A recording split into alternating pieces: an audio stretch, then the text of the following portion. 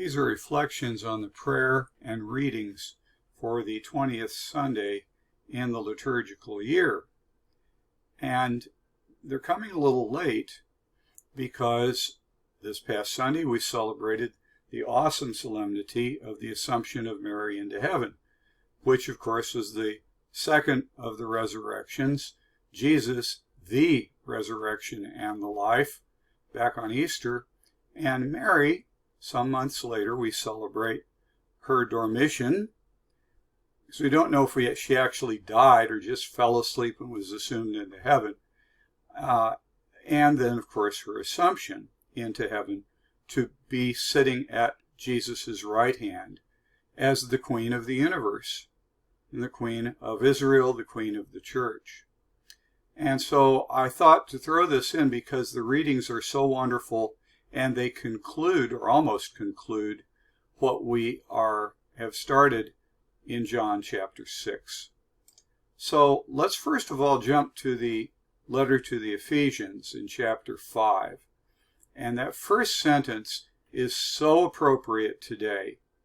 Look carefully then how you walk, not as unwise, but as wise, making the most of the time because the days are evil. We don't have to look around too much to see that our culture is a culture of death, and that much of what's going on in the culture and in politics is trying to split us apart, whereas God's purpose is to bring us together in Christ.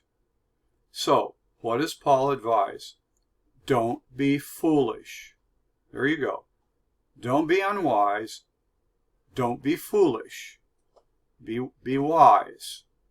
And some specifics. Don't get drunk, because that's unwise. It takes you into all kinds of stupidity. Be filled with the Spirit, not with spirits, addressing one another in psalms and hymns and spiritual songs. Sing, make melody to the Lord. In other words, instead of a drunken party, the Eucharist, in which we sing to the Lord with all our heart and share in Christ. Give thanks in the name of Jesus. Proverbs gives specifics on wisdom. Wisdom has 7 pillars. We know these 7 pillars as the theological virtues and the 4 cardinal virtues: prudence, justice, fortitude, and temperance. If you look carefully at these lines, you see this is a party. Now, wisdom is portrayed as a woman because Sophia in Greek is a female noun. Sophia is wisdom. And wisdom is seen as having emanated in the beginning, at the creation, from God. So she is a party giver. And so what does she do? She sends out her maids to call and invite people in. Now, if you look at the wisdom literature, you see that it really sets up, the overall wisdom literature sets up wisdom as the woman who's inviting people to goodness, to simplicity of life, and focus on worship of God.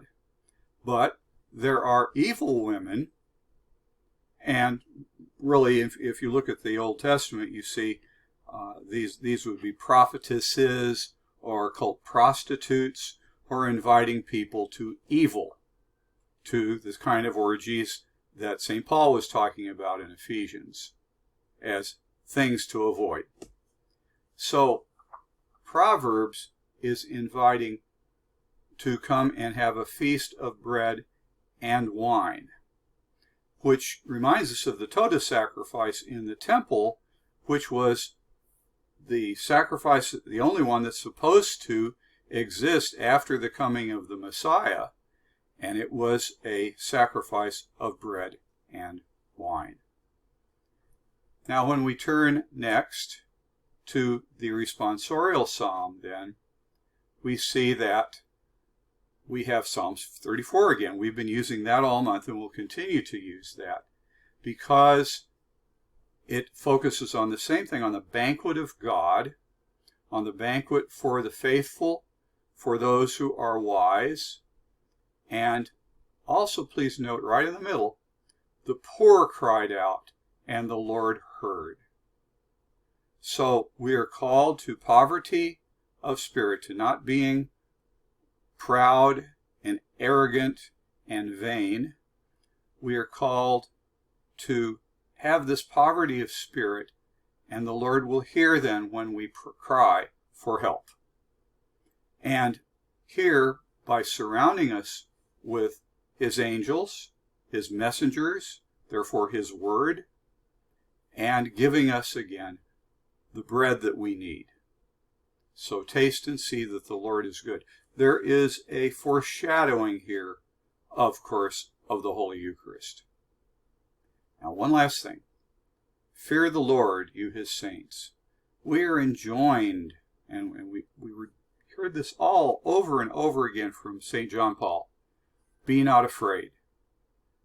And even though the world seems to be just falling apart, and we see rioting, and we see assassinations and earthquakes, the real fear we should have is of disappointing God.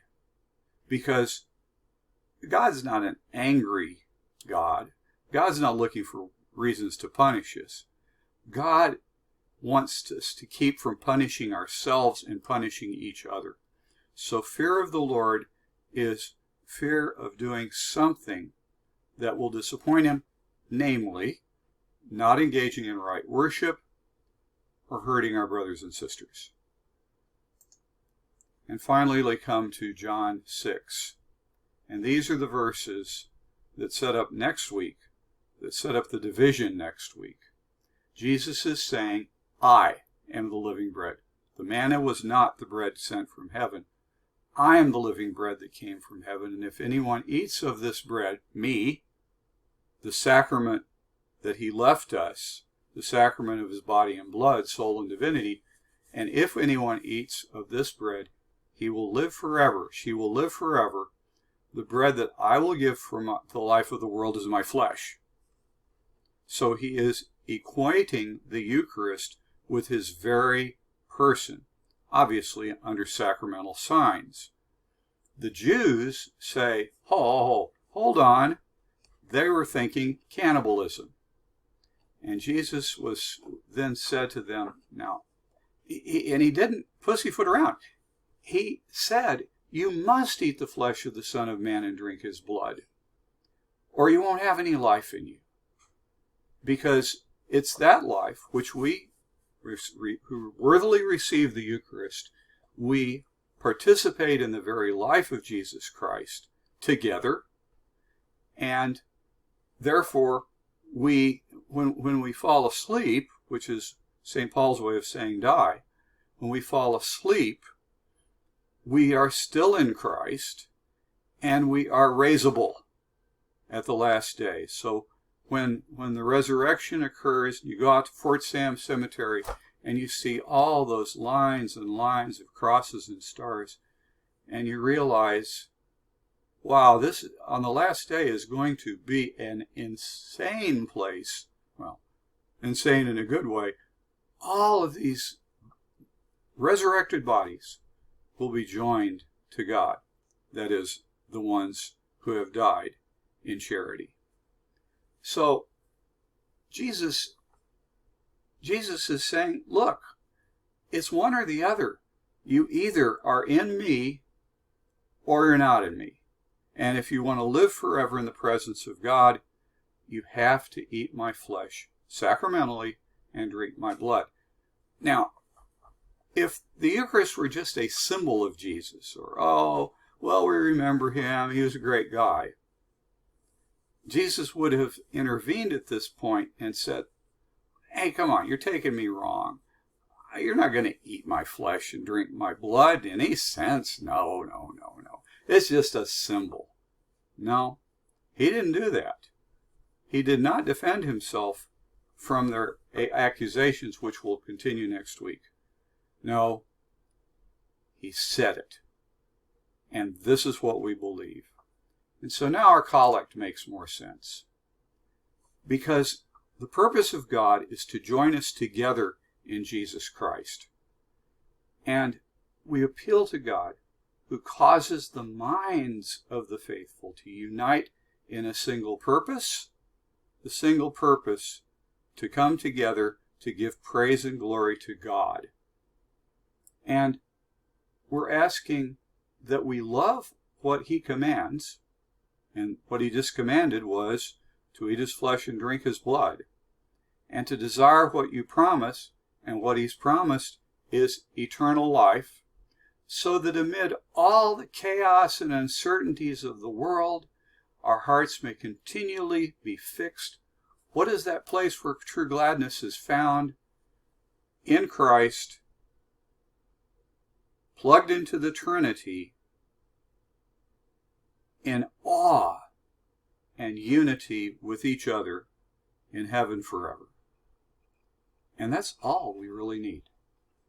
So it doesn't matter what's going on in the world if we are fixed on that single purpose and work together to spread the good news of Jesus Christ and his sacraments in the church.